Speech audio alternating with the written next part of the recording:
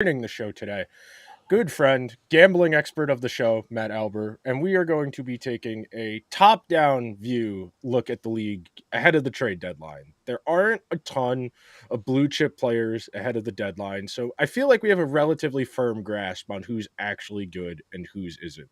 As a starting point, how many teams would you say are in that top tier? You said before we started recording, we you like to break them up into tier as opposed to ranking them 1 through 32. Where are you at so far as that top tier? Yeah, so for me, it's three teams. It's Florida, and we've kind of seen why they've been on an absolute tear. I think many people think they're probably the best in the league.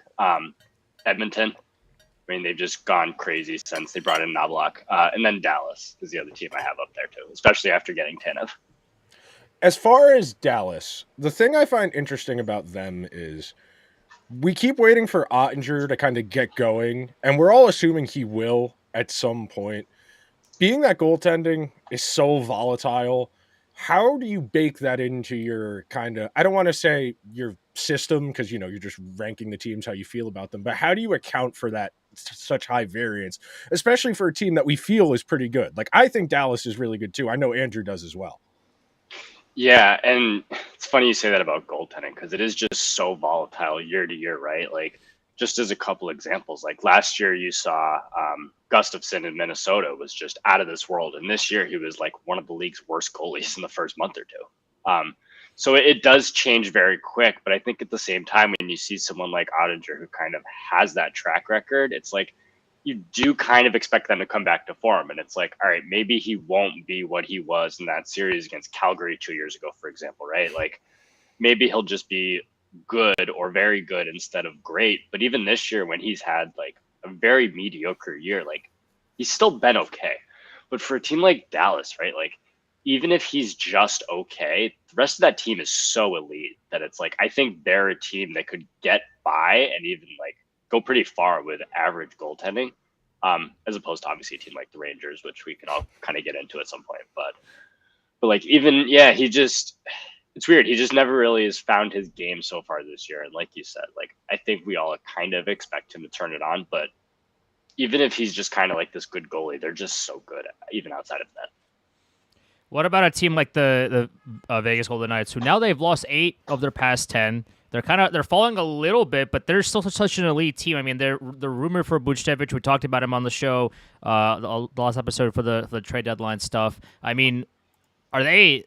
Is this just like a rut for them? Are they just so like, hey, we're getting to the playoffs, so like these games don't matter, or is this just kind of them falling off? Like, I don't think they're gonna fall off the cliff, but what's their outlook looking like?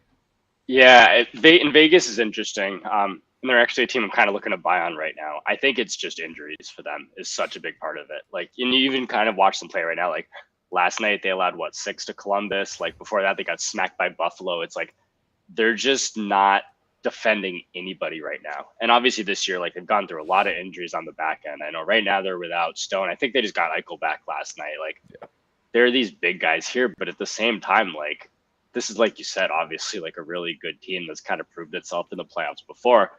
And I think you've kind of seen some of this in the past with like these veteran teams, like especially after a long run, like they do tend to struggle a little bit. Like things kind of obviously went like perfectly for them last spring. Like you're just gonna have some things go against you, right? And obviously with them, like they've bit the injury bug. Like Aiden Hill started amazing. He's kind of come back down to earth a little bit. And it's like I think that's the bigger concern about Vegas is like, okay, you won the cup last year because Aiden Hill just had like an incredible run.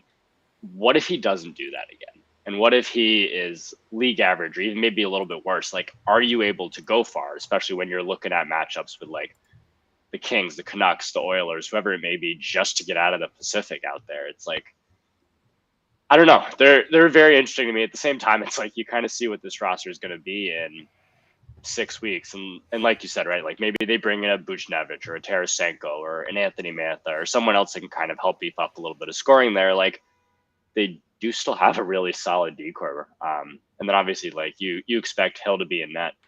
So I do think it's just a little bit of a rut for them. At the same time, like there definitely is some cause for concern, especially as they have started to get a little healthier on the back end. They're still just like they're struggling to to defend these like bottom tier teams. Obviously, Columbus, I mentioned, Buffalo. There was another one recently. I can't remember offhand right now. But it's just, I don't know. They're an interesting one for sure. When we're accounting for the disparity between the quality of the conferences, how much of that are you accounting for in putting together how you feel about these teams? Because, like you just mentioned, anybody in the West, you're probably going to have to go through some combination of, Dallas, Edmonton, Vancouver, even Winnipeg. Edmonton, these teams that are all really good versus the East, Florida, the Rangers. Then after that, I feel like there's a decent drop off to that next tier down of Toronto, Boston, even Carolina. Yeah. I don't know, right? Because it is funny. The West is just, it has so many more good teams in it, like you said. But I think at the same time, like what that does for the East is it's so much more wide open. Yeah. And like you look down it, right? And I mean, just looking at this really quick, I have 1, 2, 3, 4, 5, 6, 7. I have my 8th best team in the West as good as my 4th in the East. So it's like, I think there's so many of these teams, like, would anyone really be shocked if the Bruins went to the Cup final? We can make Leafs jokes, but like if the Leafs made it to the Cup final, like, would that be shocking to anybody? Probably not. But at the same time, like you look out in the West and it's like, I have Toronto and Vegas right around the same right now. And it's like, the Knights are probably the 8th best team in the West, 7th or 8th, where it's like, you look out in the East, it's like, they're better than I think the Bruins even at this point. So it's just the disparity between the conferences is nuts. At the same time, like I think that it's going to make for an exciting playoffs in the East though. It's like you said, like the matchups that we're going to see, they may not be as high caliber as the ones in the West, but it's just so wide open. And especially kind of when you look at that wild card race, like we could mention a team like the Devils. Like if they were to get in, would it really be shocking if they were able to maybe give the Panthers a run, or if it's the Islanders, right? Like the Lightning, I know are down there. Like even the Red Wings, who have been playing pretty well. Like, would it really be shocking if they were able to kind of push one of these top tier teams? No, not really.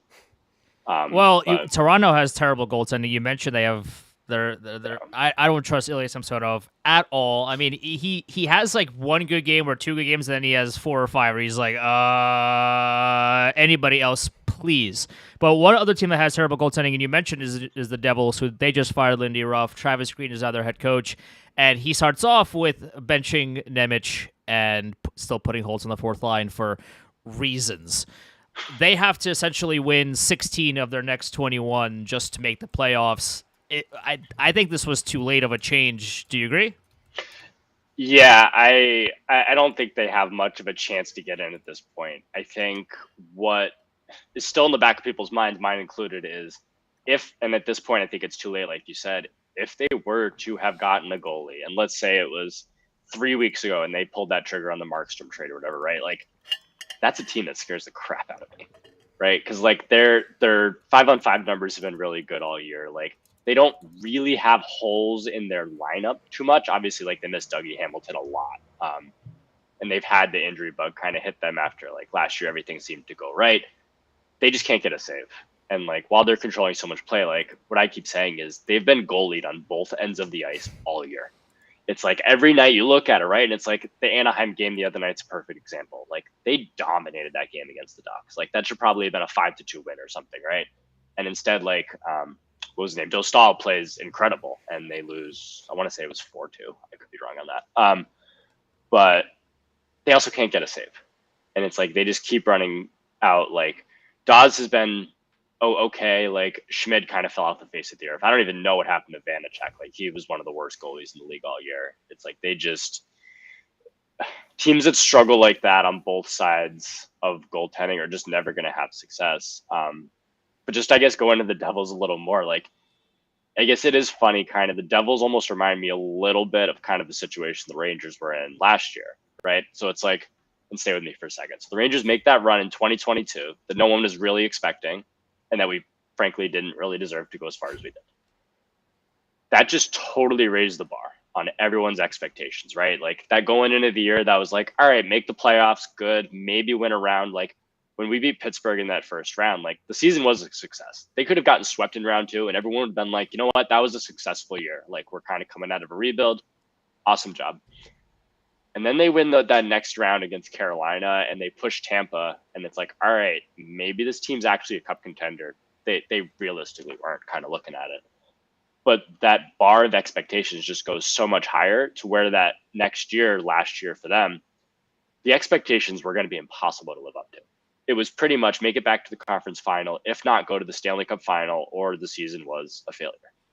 And say what we want about Gerard Gallant, but he's kind of what paid for that, right? Like, to me, the expectations were never going to be overly realistic. The Devils, I'm kind of seeing as a very similar trajectory at that point, right? Like, they were going through obviously a long rebuild. Last year, everything went right. They frankly went farther than they probably deserved to. Kind of everything bounced their way. And it did the same kind of thing. It kind of raised the bar from, okay, instead of a team that's like happy to make the playoffs, maybe win a round or two. I mean, and obviously the season's been a big disappointment for them, but I think a lot of their fan base kind of went into this year with the expectations of, okay, we're a legit top cup contender. And you even saw that kind of coming into the year with like betting markets and everything kind of had them up there. But at the same time, like after a jump like they took, I want to say they had 72 points 2 years ago. After making that kind of jump, it's just hard to take yet another big step immediately after that. And I think you're kind of seeing like the difference between rebuild and playoffs versus playoffs to cup is just, the differences are massive, right? So it's like, I do see a lot of kind of that expectation management going on here with the Devils that I kind of saw with the Rangers last year, where it's like, okay, I think they're going to be someone that next year probably bounces back.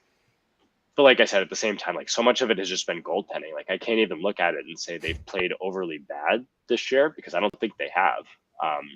They just, yeah, they need to find someone who can make a save for them right now. I mean, they've been trying to do that since Corey Schneider got the second hip surgery, and that was when I was still in high school, and I'm 26 now. So that's a real issue for the Devils. Speaking of the Devils and the idea of expectations and building it out, how much do you account for playoff experience mattering? Because I feel like that's general hockey wisdom amongst the hockey men, that part of getting to that contender level is having those traumatic experiences. Do you feel like there's a certain level of value in that? Or is it, just a handful of guys that really need that? So I think I'm in the middle of where like you have the traditional hockey people talk about it versus like the best, just put the best team together, and if they're all 22 years old, so be it. I do think it does matter to a degree, and I don't know how many examples we need to see of these super elite teams kind of in their first long run go far, not win it all, and then they add these things and they add these pieces that just you wouldn't even think about or wouldn't care about, don't seem like a big deal, and they make that run. Like Tampa Bay, right? Like they had that record-setting season. They scored, I don't even know how many goals that year. Like I want to say that was the year Kucherov won the Hart too. Then they go out and they add like these third and fourth line guys to the exact same core essentially. And it's like now they kind of gets them over the hump. Colorado, same thing. They had that great year. I think a lot of people thought they were actually going to win that bubble year. And then certainly that year after when they lost to Vegas, they do that. They come back. They add Josh Manson. I want to say that was when they brought in Lehkonen. They kind of add these depth pieces, and then they get over that hump. Vegas, same thing. Great team during the bubble. Great team after the bubble. Fall short. Come back. They kind of beef up the back end they had there, and then they go win it all. So, like, I do think it matters to a degree. At the same time, like, I think the traditional hockey media certainly overblows it, but I do think there are a lot of people that just completely blow it off, and I don't think it's worth nothing, right? Like I do think it's worth something, and I don't know exactly what that intangible is, but I do think it's worth something to at least having been there. But I think more so it's like you can make a far run, I feel like, just based on your top players, but I don't think you can get over that hump until you're able to actually build a much deeper team, which I think is what we see again and again. And I think that's kind of what goes hand in hand with like playoff experience and kind of putting that roster together. Speaking of building a deep team, the Carolina Hurricanes are one of the strangest franchises, I think, in all of sports, where they're always good, but they're never great for some reason. Like they never trade for that difference maker of a player. They were in the Elias Pettersson trade talks before he signed the extension. I have that on good authority that they were having conversations. But what like, what is the future of this team? Because their GM never goes for it all the way. They're always really good. Their underlying metrics are always fantastic, and yet they never have that one guy that can come in and dominate a game. What's their outlook? What's their plan? Yeah, so it's funny. Every time I talk about the Canes, I say they might be the most match game in the entire league. So I think the two things that we've seen consistently beat the Canes in the playoffs again and again, just with every team that's knocked them out, it's top end scoring talent and it's elite goaltending. And you know what? That's going to beat a lot of teams, obviously, but especially the way they play, that's just puck control. They will generally get a lot of chances. Are they always the highest end chances? Sometimes yes, sometimes no. But I think those are the two things that they've often lacked, right? Is they've kind of lacked that offensive difference maker, like you said, and then they've lacked elite goaltending at times. Obviously, a couple of years ago, it was because of injuries, and often it has been because of injuries. Like they lost Svechnikov last year too. But like just that style of play, they've been susceptible to teams like the Rangers a couple of years ago. Just when you have all these top end offensive players and you have Igor back in net, like that style plays right into it. You saw them lose to the Bruins, I think, twice. The same kind of thing. They had Pastrnak, Bergeron, Marchand. And that was, I think, back when they had Tuukka Rask still, is when they lost to them. I think they actually lost to them back-to-back years, now that I think about it. Like Florida last year, same thing. Bobrovsky, and then they had Kachuk up front. They had Verhaeghe up front. Like, you have all those guys up there. And it's like, I think that when you look at it is probably their whole, right, is that they're going to be dominant against most of the league. Because when they're going to play an average team and you're going to control 60% of the chances and you're just going to have the puck the whole game, like you're going to beat all of these middle and bottom tier teams. But when you go against these top teams that kind of have, okay, they're deep and they can control play, but they also have these top end scorers and they have these top end goalies, like I think that's just kind of their issue that they're going to run up against. And it's why, like, when I look at Carolina, I think, and even this year, they've gotten pretty good goaltending. They just need another difference maker to score up front. So it's like, I think obviously they were connected to Tarasenko for a while, right? Like somebody like him, I think would be a great fit. Like obviously they've been rumored to Jake Gensel for a while now. Like I think that's the exact kind of player that they need up there. Like they need a difference maker to help score some goals because obviously they struggled to do that against Florida last year and the Rangers the year before and Boston the years before. That's kind of how I see Carolina is. They're just so matchup dependent. Speaking of the idea of high-end talent, when you're putting together kind of like your mental checklist of what a contender looks like, what benchmark type of players? I'm not saying like specifics, but like are we talking point per game players, like an 80-point defenseman, elite goaltending? What in your mind kind of sets a team apart and puts them in that upper tier when you're putting together a checklist? Yeah, so I think I value the top players less than others do, but I also think I value like a fourth line less than others do too.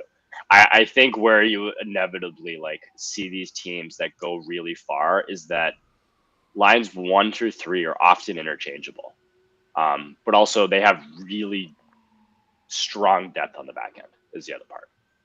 Like you're not seeing these teams with like third pairs to get sheltered in generally go very far. But at the same time, like you look at Vegas last year, like they could just roll the top 3 lines and you weren't having much of a drop off at all. Like Tampa was the same thing. Like they finally kind of got over that hump when they put together that second line. They put together that strong third line. So I think when I look at some of these teams, like, okay, obviously like Edmonton has the best top 3 of anybody, I think we'll say, right? Like except for maybe Toronto. Like those two would probably go head to head for the best top line. But I don't know how many years we need to see that those teams just, unless you have the depth behind it, like it just doesn't work, right? And it's like in theory, you'd love to see like McDavid obviously in a cup final, like Austin Matthews in a cup final. But I don't know how many times we have to see that the teams that are deep and the teams that can just roll their top 3 forward lines pretty consistently and roll any deep pair and kind of have success with that, go far. Like I think that's what I look at more than anything is like just not looking for a massive drop off in the lineup. The Winnipeg Jets are one of the best teams in the entire league. They have been on a roll the entire season. Connor Hellebuyck is on some kind of heater. He's somebody. We gotta test this man. I mean, he's been absolutely fantastic all year. I would have to imagine they're gonna be active at the deadline. Could they be the team that comes out of the West? Like, there's so many good teams that are gonna be fighting to the death out there. You got Dallas, you got Colorado, you got Vancouver, you got Edmonton, Vegas. Like, there's so many good teams out there. One of them has to make it out there. Is there a real possibility that Winnipeg is actually the team that comes out on top? I think there could be. Their issue is going to be, right. Like, I think they're the team that I look at and say, all right, like, who is it really important wins their division? I think they're probably the team I say it matters the most for. Like, and I've kind of mentioned this before with the Rangers. Like, I don't think it really matters that much if the Rangers win the division this year. Just kind of you look at like who those matchups would be in the first round. Like, it could be the difference between Philly and Detroit. It just isn't that big. Like, for them, like not having to go through both Colorado and Dallas is just so important. Like, obviously Hellebuck's been unreal, but kind of when you look at it, right, like even dropping down into that 2 spot and having to play both versus staying in the 1, and you're probably playing like in LA, maybe Nashville. Like, I just see the difference between those two teams being pretty big.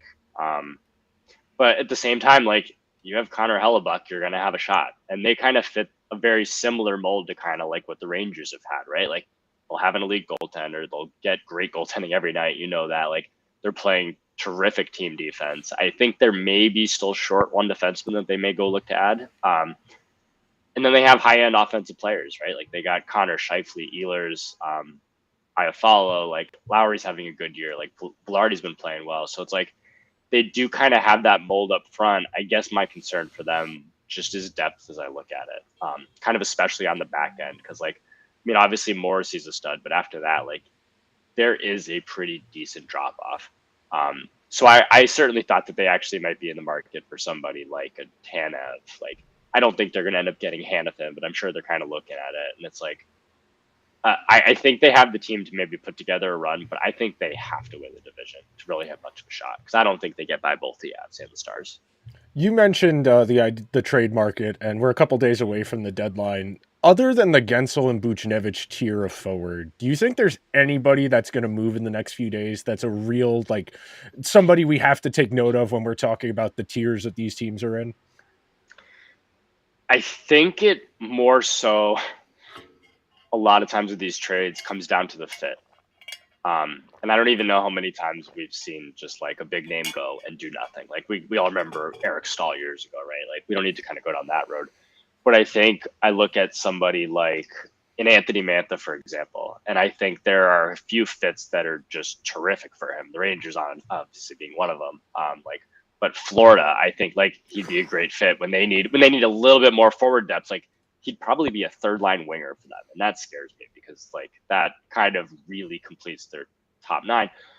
At the same time, if he goes someone like Boston, like that doesn't really move the needle much for me, right?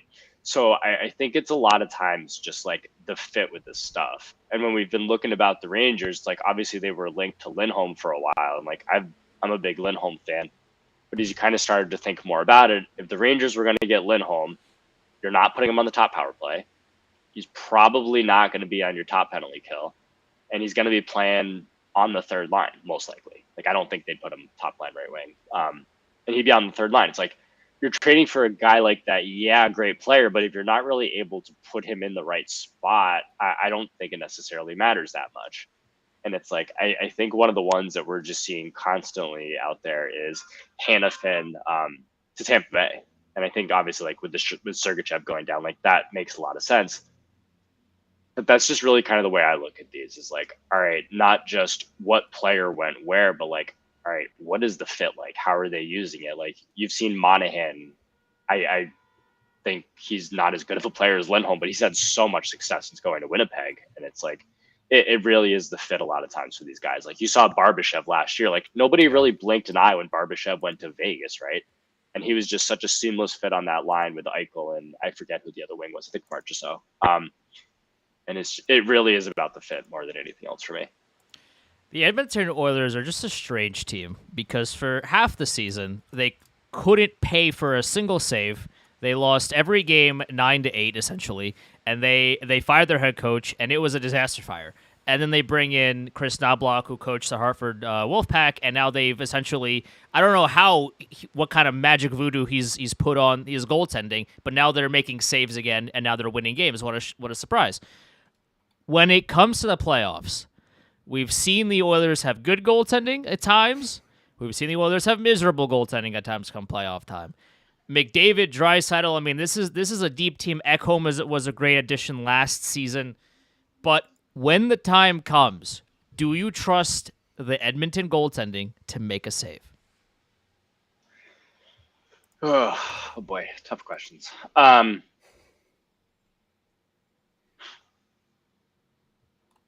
I don't know. Again, I think I'm kind of in the middle of what a lot of people think on this. Like, I am higher on Skinner than I think a lot of people are. Like, you see a lot of jokes kind of making fun of Stuart Skinner, saying like they'll never take Edmonton seriously with Stuart Skinner. He's 25 years old. Like, he was a rookie last year. Like, it's not like this is a guy that's been around for 5-6 years and we've seen kind of fall apart in the playoffs again and again. So I think I look at it right now and I say, yeah, like, he's been really good and I think he could keep it up. I think what scares me maybe about Edmonton is just the same thing we've seen year after year. They're going to get carried by the top six. They're going to get carried by the power play. But in the playoffs, when you see less power plays, it matters less, frankly. So it's like, I think they're maybe a little weak back on defense, which probably means they're going to get a few more chances kind of against them. Do I trust Stuart Skinner to make a big save? I think I do. I think the bigger issue for Edmonton is, are they going to be able to get contributions outside of the top 7-8 players on the roster? And I think that's almost been the bigger issue for them come playoff time, rather than like, can they get a save? Can they get something after McDavid, after Draisaitl, Nugent Hopkins, Hyman? Is just, what does that next tier of their team kind of contribute? Shifting gears towards the Rangers-centric perspective here, I think the thing I find most interesting about the names they've been linked to, as opposed to the individual guys, like, I know the Wenberg stuff is really hot at the moment, and they're still linked to Vetrano. Adding those types of guys who are more of the ancillary, auxiliary, supporting type pieces, as opposed to going after names like they did last year, I think that tells me the Rangers think the core is good enough. It's just they need the right supporting cast to get it out of them.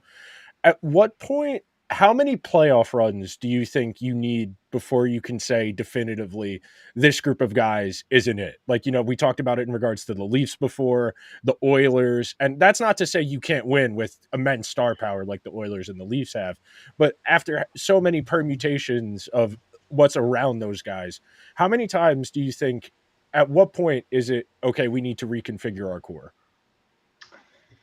So I think when you kind of look at their situation, I think the date kind of shows itself, right? And I think for a lot of us, we see it as like, they have this year, they have next year, and then the team's going to start looking a hell of a lot different.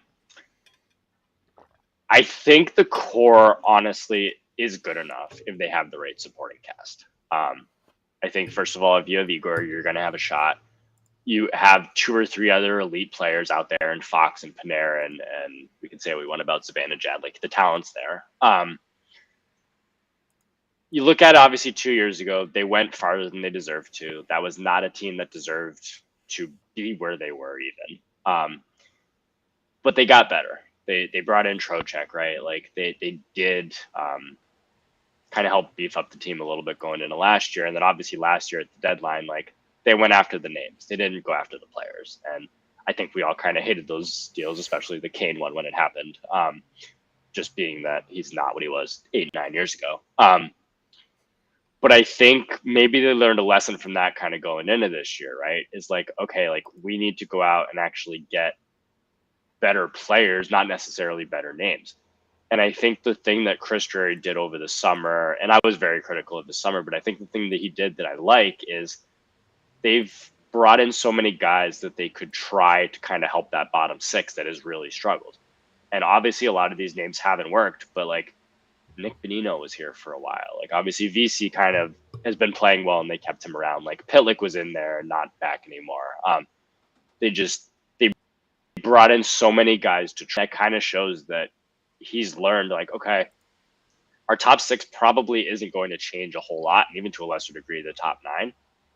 But I think I do agree with him that it's good enough just if they have the right supporting cast. Because part of the problem, especially last year, was like, obviously, like, they didn't score, but at the same time, that fourth line would just get pillaged in their own end. And you kind of saw that in the playoffs too. And it's like, if Igor didn't play out of his mind, that series isn't even going as long as it did, frankly.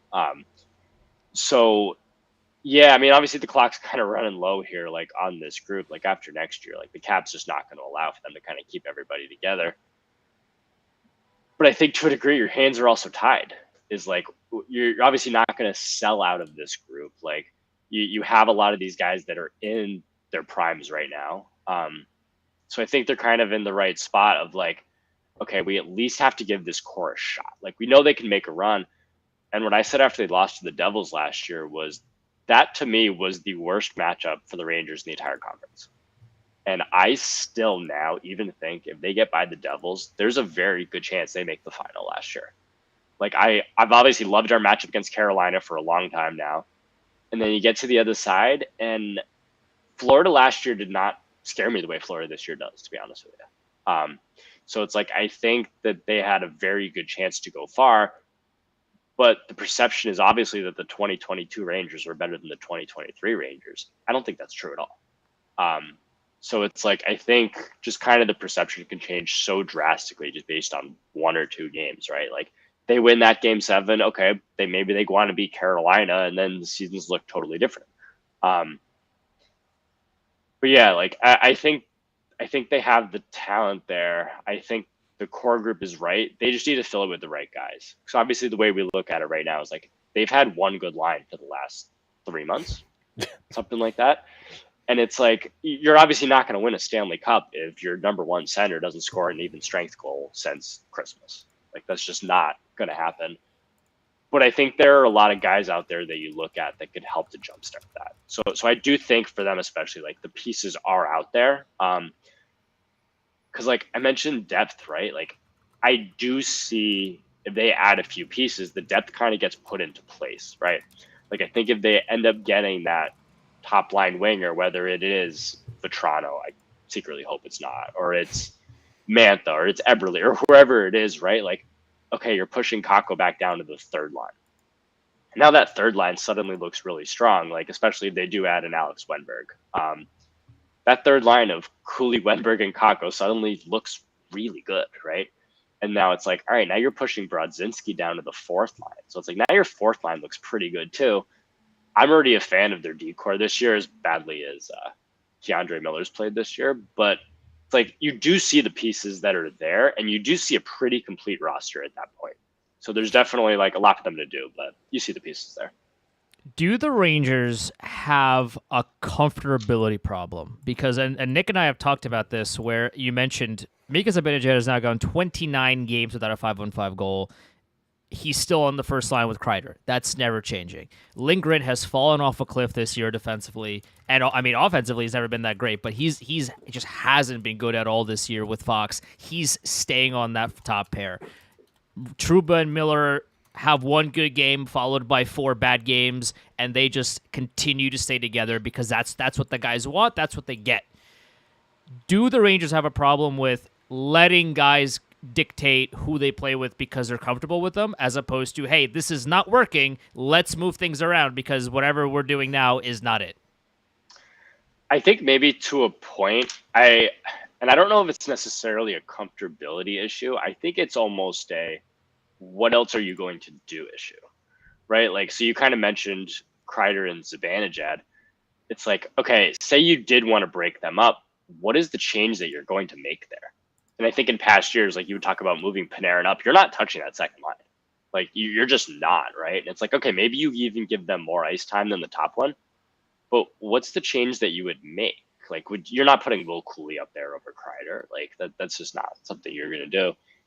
I think defense is a little different. Like I think for a while, the change that you thought they might make, and I think you got to leave Fox and Lindgren together. Like they've just shown it for so long as kind of bad as he's looked this year. Like I think you come playoff time and like you want to see Fox with Lindgren. I think everyone kind of like at least understands that to a degree. But I think the change that would have made sense is just swapping the bottom two on the right side. Is just swapping Schneider and Truba and seeing if that maybe kind of helps to change things up a bit. But the other one that you kind of saw a little bit was you saw Fox with Gustafsson. And I think that's maybe the other one that you think about.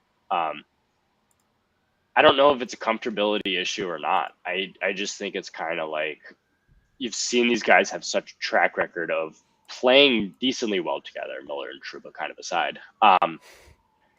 It's like, I don't know. It is tough to look at, but I don't, like when I look at it, I don't think that swapping, let's say it's Lindgren and Gus, you swap, for example, right? Like, I don't know if that's necessarily the answer. And maybe it is in certain situations, right? Like, I think, like, if you're protecting a lead or something, like, yeah, I'd like to see Lindgren and Schneider on the ice, maybe, right? But I don't know if that's necessarily the issue or not, to be honest with you. As far as the deadline, you mentioned you don't really want Vetrano because probably the price, frankly, based on what he is. Other than Mantha, who you mentioned previously, who I agree with you, Mantha is interesting. He's big. He's fast in a straight line. He's got a little bit of a snarl to his game that the Rangers' good players just frankly don't have. Who does interest you that's reportedly available? Yeah, so the other one that I'm interested in would be Eberle. Mhm. So I think when I look at just kind of sticking to that top line, like what I kind of looked at with that is, all right, because it's been the same issue the Rangers have had since Buchnevich, right? Like they've just kind of been unable to really find guys that fit that spot. The best one, obviously, being Vetrano. The price is getting high on him, obviously. But I look at it and I say, all right, what do these players that have worked well up there generally have in common? Kind of going back to Buchnevich. And you kind of mentioned Mantha. He's big. He's fast. He plays with an edge. You know who else did that? Pavel Buchnevich. You know who else is also big and fast? Capo Caco has played pretty well with that line for a lot of stretches. So when I look at it, like I'm looking for some of those traits. The one that interests me in Eberle is it would help him control more of play. Like he's a pretty solid play driver to where Vetrano really isn't.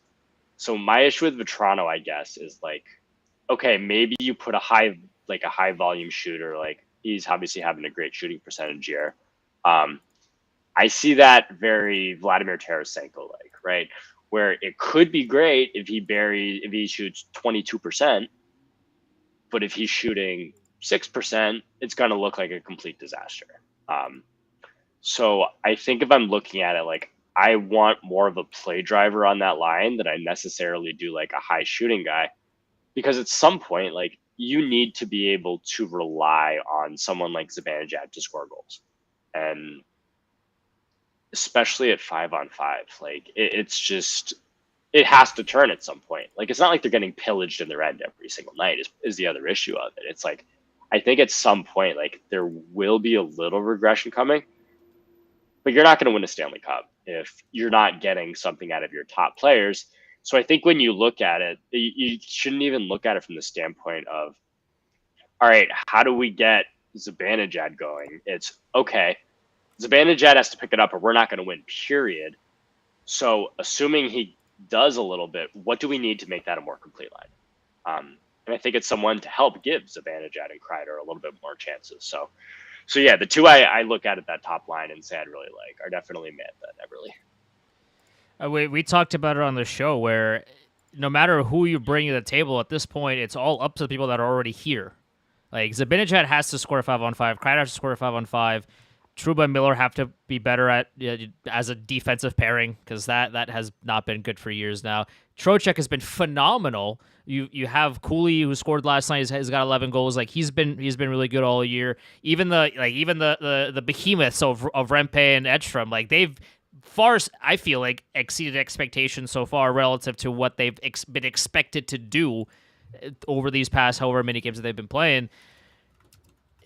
All of these additional guys are great. I would love to, Wenberg is going to be better for the Rangers on that third line than what they currently have. Eberle would be great on that first line, but ultimately, no matter who they bring in, all of this doesn't matter if the guys that are currently here don't step up to the plate. Yeah. No, I mean, 100%. And it's like, I mean, obviously the biggest one we just keep mentioning is Mika. Like he has to do something 5-on-5. I just like I look at roster construction and like I touched on earlier for the playoffs, and it's just I'm looking at what do we need to do to make it so that the drop off from line 1 to line 3 is as minimal as possible. And like we're pretty certain at this point that it's going to be two pieces, right? But once you do that, your fourth line suddenly becomes Jimmy Vesey, Goodrow, and Brodzinski. And that's a hell of a lot better than it's been at any point during this year. And it's like, yeah, you're going to need that second D pair to be better. You're going to need Mika to be better. You're going to need some scoring from that third line, whoever it ends up being. We kind of have no idea at this point. But it's like you do at least kind of see that the pieces may fall into place to kind of have a much better, deeper lineup than they've currently had at any point this year. But yeah, I mean, you're going like you've seen Igor turn it around. Like I don't think any of us were ever truly worried about what that would be. I think we generally feel okay about Lindgren, especially as he gets closer to the playoffs. Like I know I at least personally do. Keandre Miller is the big issue for me, honestly. That's kind of the one that I am starting to get worried about at this point. It's not even Trouba, who I think's actually had a pretty good year. Keandre's just kind of fallen off the face of the earth this year. And it's like I don't know how far you can go if supposedly your third best defenseman is just not playing well at all. He's been very volatile. That's the thing about the Trouba Miller pair, the way they play. It's very high leverage. They will step up in the offensive zone and look for that loose puck to generate a chance, but that generally leaves the other guy by themselves if the rush goes back the other way, or if Trouba steps up in the neutral zone, that leaves Miller back. But so they're really high leverage, and when it's worked, it's been great. I mean, part of why they went as far as they did in 21-22 was that Miller looked like a guy that he was going to be dependable. So that's really something I've found interesting, and we've talked about this a lot. And I forgot who brought it up during one of the national games. I think it was during the intermission of the Flyers game when they 2 Saturdays ago. But teams generally don't go that far when they have a lot of rookies in their lineup, and that kind of leads me to believe that Rempe and Edstrom won't be here past Friday. Where do you think the deepening of the lineup? And you've mentioned that a few times, the idea of it's not just bringing in Wenberg or whomstever, it's also we're getting guys out of the lineup and making the lineup deeper. How important do you feel that is for this group in particular? Because they've really leaned on the top 9 over the last few weeks. I mean, Rempe and Edstrom are playing, 6-7 minutes a game and double shifting Gaudreau here and there. But how important is that with managing the bench and Laviolette feeling comfortable ultimately? The Kakko Cooley line, they don't get a lot of shifts late in the game, even though that's arguably their best defensive line. Yeah, and I think there's two parts to it. So I think it's, yes, you want to help deepen the lineup a little bit, and obviously bringing in pieces does that. But it's also about maybe pushing guys down out of spots that they're playing up to already be in, right? Like, I don't think Capo Kakko right now is a first-line NHL player. You bring in someone to put on that line, he's going to jump to your third line. He's more than good enough to be a third-line NHL player and be a very productive one down there. Like, right now, Brodzinski's been your third line center, and he's had a good year. Is he a number 3 center on a Stanley Cup team? I don't personally believe so, unless you have like Connor McDavid and his 6 twin brothers ahead of him. But it's like you push him down to a 4th line center or a 4th line wing. Like, yeah, that's a much better fit, I think.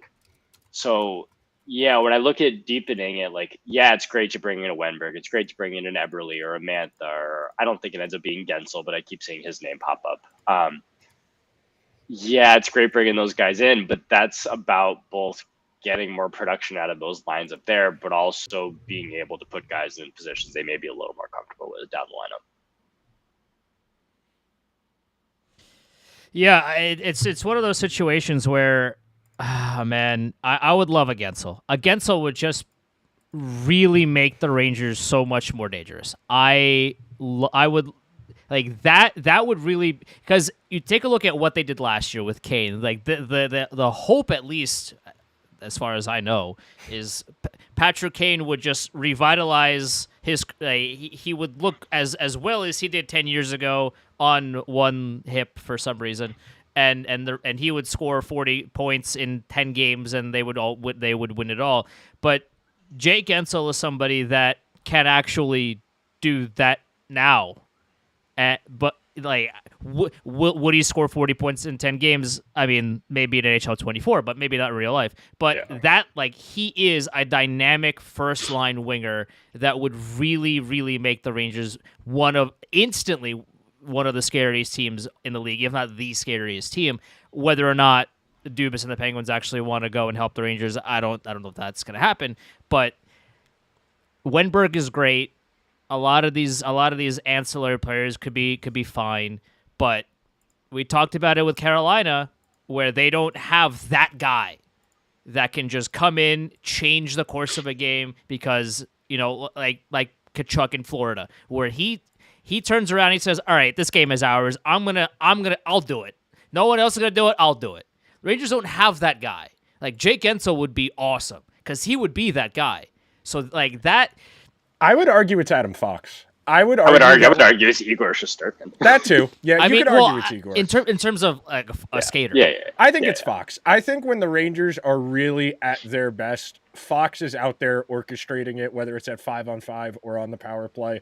And he looks like one of the 5 best hockey players in the world. I would say Fox is their guy. I mean, you see him do it every now and then, where they'll regroup a loose puck in the neutral zone. He'll recover it. He'll look around to be like, no one? Okay, I'll do it. And he'll drive to the net and set someone up or take the look himself.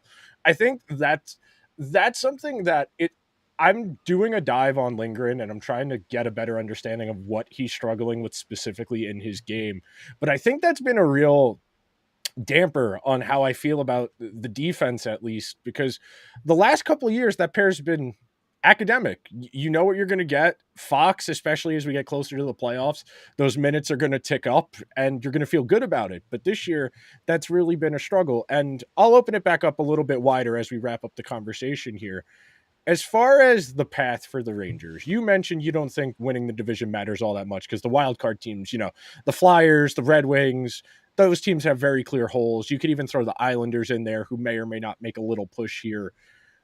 Is there anyone other than Florida that you feel gives the Rangers a real matchup issue? Toronto would be the other one. Okay. I think they just, every time you see them play, like, it just never feels like the Rangers are comfortable in those games. Like, I think most other teams in the East, like, you see them play these games and they at least look like they're pretty comfortable with. Like, even Tampa, who I think is by far the best of those kind of wild card area teams, they're the team that the Rangers don't just look comfortable when they play. And I think part of that is the volatility of the Leafs, right? Like, they could go out there and they could just score 6 goals kind of on any night, and no one would really be shocked if Matthews has a hat trick and Nylander scores 2. And but at the same time, like, if those guys aren't scoring, and like, we can make all the Leafs playoff jokes we want, like, those guys stop scoring, maybe the goaltending's not there. Like, okay, it's one of those series that I don't think anyone would really be shocked if either team won in 5 games, right? Like, the Leafs could just get super hot for 5 games and kind of beat anybody. At the same time, like, that scoring's not there. Maybe the goaltending's not there. Like, they could get swept or something pretty easily. So they're the one that kind of scares me. I mean, Florida, we mentioned, obviously, is a juggernaut, but it's like, I like the matchup with the Canes. I like the way they match up with Boston right now. I like the way they match up with really any of those East teams. I mean, for a while, the one exception was the Devils. I kind of figured they would get a goalie, but now that seems like it's not really going to happen. I mean, if I had to say another team there that maybe worries me a little bit, I think it would be the Islanders. And at this point, like, they're going to add players. Like, I think Lamoriello actually came out and said it recently. Yeah. Like, they're just not going to sit on this team. And it's like, if they go out and they get maybe a Vladimir Tarasenko or something to kind of help them score some goals, like, their issue this year hasn't really been generating offense. It's been on the other end. So I think if they're kind of able to kind of help beef up scoring a little bit, like, yeah, that maybe could help a little bit, kind of give them an extra scorer there. Like, maybe they do go out and get a defenseman at some point. Noah Hannafin to the Islanders would be funny. Like, that would be interesting. That would help them. That would actually help them. Of course it would help them. Yeah. Would Lou do that is a whole different conversation. But that, like, that would make them suddenly like, oh, okay, we have to actually worry about this team now kind of deal. Yeah, and it's like when I kind of look at that tier, like I have the Islanders right now basically in a tier with all other playoff slash likely teams. Like I have them in the same group, and this is the largest group I had as Tampa Bay, as Detroit, as Minnesota, as Nashville, as Seattle. Like I kind of have them in there with all these borderline playoff teams. Like I think they're better than the Penguins, than the Flyers, than the Devils, than the Capitals, like all those other teams, right? Like to me, the Islanders are a pretty decent step ahead of all of them. And I think you mentioned Hannafin, like I look at that, and not only does that make them a lot better right away, like I think you could argue that he'd instantly be their second best defenseman. Um, but you just look at all the teams that they'd be taking them away from. And I think that's the other thing when you look at the deadline is like, okay, obviously it's great to get a guy, but you mentioned the Rangers with Jake Gensel. If they get Jake Gensel, they're taking Jake Gensel away from potentially going to Carolina, a team that probably needs that fit a little more than we do. And I looked at this last week when the Flames got, or the Stars got Tanev. Is like, yes, great fit in Dallas. I think that was the exact hole they had. But they also took Tanev away from potentially going to, and I don't think he was ever actually going to go to Edmonton, but they took him away from maybe going to Toronto or maybe going to, I don't think Vegas was seriously contender, but maybe in LA, like someone else that they may have to go up against and now did not get that big ad that you just did. So Hannafin's certainly kind of the big one that I think everyone's waiting to see where the shoe drops. Personally, I think he actually ends up in Florida. I think they kind of swing big there. Like, and especially when you look at that cap situation, like how often do you look at it and see that the best team in the NHL is in a position to add more than most teams right now? And it's like you kind of see that half their team's about to be free agents. They're going to take a big swing here. Whether maybe it's Hannafin, like maybe it is Jake Gensel. Like they could certainly go out and get one of these big names at this point.